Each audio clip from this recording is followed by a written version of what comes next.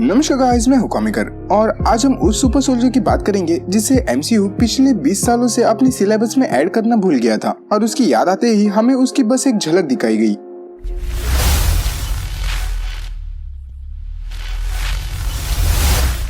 Falcon in the winter soldier के पहले 2 episode बहुत ही ज्यादा इंटरेस्टिंग थे, इतने ज्यादा कि इसके पहले ही 2 एपिसोड में ये सीरीज पूरी दुनिया की सबसे ज्यादा देखने वाली सीरीज बन गई है। अब इसके सेकंड एपिसोड में जब बकी सैम को फॉरगॉटन सुपर सोल्जर के घर लेके जाता है, तब हमारे साथ सैम को भी पता चलता है कि अमेरिका में पिछले कई सालों से एक ब्लैक सुपर सोल्जर छुपा था, जिसके बारे में किसी ने अभी तक बात भी नहीं की थी और ना ही उसके बारे में किसी को पता होता है। और जिन्हें पता होता है मतलब कि बकी, उसने किसी को इसके बारे में बताया तक नहीं होता, ना किसी एवेंजर को और ना ही उसके सबसे बेस्ट फ्रेंड स्टीव रॉजर्स को। अब हम बकी के बारे में तो समझ सकते हैं, लेकिन आखिर क्यों जो यूएस गवर्नमेंट है उसने इस सुपर सोल्जर को दुनिया से छुपाए रखा? तो इसका सीधा सा जवाब है उसका काला रंग। अब अगर हम उस टाइम की बात करें, यानी कि 1950 से 1960s के टाइम की, तो तब अमेरिका और बाकी देशों में इंसानों के ब्लैक कलर से बहुत ही ज्यादा रेसिज्म था। और ये बस अफ्रीका के लोगों के लिए नहीं, बल्कि जितने भी देशों में काले लोग थे उनके साथ भी यही किया जाता था, इंडिया में भी। लेकिन बाद में जैसे जैसे कंट्रीज डेवलप होती गई वैसे वैसे कलर रेसिज्म कम होता गया, लेकिन खत्म नहीं हुआ। ये अभी भी होता है, लेकिन पहले से थोड़ा कम। तो जब बकी सैम को आइज़ाया ब्रैडली के घर लेके जाता है, तब हमें आइज़ाया के पावर की थोड़ी झलक देखने को मिलती है और साथ ही साथ हमें ये भी पता चलता है कि आइज़ाया और बकी के बीच पहले 1951 में फाइट हुई थी, जिसमें आइज़ाया ने बकी को हराकर उसका टाइटेनियम का हाथ भी तोड़ा था और जिसके बाद उसे जेल में डालकर वहाँ दोनों ही हाइड्रा और गवर्नमेंट ने उसके ब्लड सैंपल्स को कलेक्ट करना शुरू किया और उस पर टेस्ट भी किए जाते थे ताकि वो इस सीरम के अलग अलग वेरिएंट्स को क्रिएट कर सके। अब इसके अलावा हमें ये भी पता चलता है कि आइज़ाया के अलावा 8 और सुपर सोल्जर्स हैं जो फ्लैग स्मैशर के ग्रुप का हिस्सा है। इतना ही नहीं, एपिसोड 3 में जब बकी और सैम जिमो के साथ माद्रीपुर जाते हैं, तब ये रिवील होता है कि डॉक्टर नेविल जो सुपर सोल्जर सीरम को रिक्रिएट करने में सक्सेसफुल होते हैं, उन्हें हाइड्रा के विंटर सोल्जर प्रोग्राम में इंक्लूड किया गया था ताकि वो साइबेरिया के उन 5 फेल सब्जेक्ट्स के काम को आगे बढ़ा सके।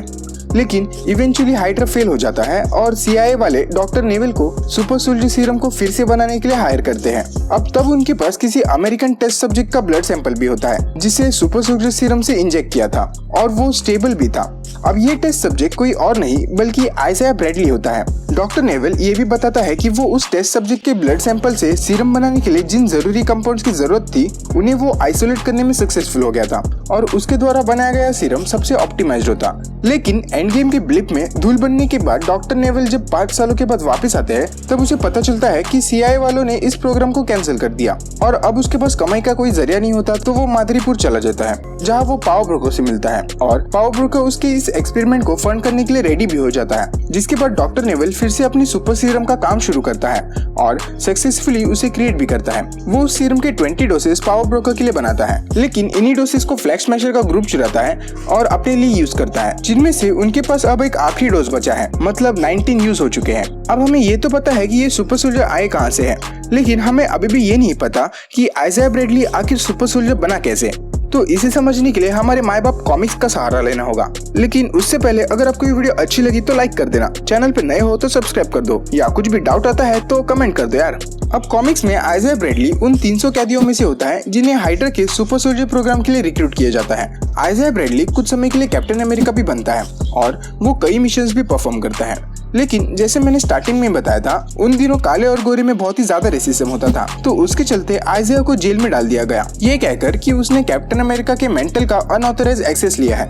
लेकिन बाद में ये समझ में आता है कि वो जिन मिशंस पे जाता था उन मिशंस पे गवर्नमेंट खुद उसे भेजती थी और उस पे जैसे चाहे वैसे टेस्ट रन करने के लिए उसे जानबूझकर जेल में बंद कर दिया गया, जिसके बाद गवर्नमेंट ने उसके रिलेटेड सारी डिटेल्स, इंफॉर्मेशन सब कुछ मिटा दिया ताकि किसी को इसके बारे में भनक तक ना लगे। लेकिन 1951 में उसकी फाइट बकी के साथ होने के कारण बकी को ये याद रह जाता है।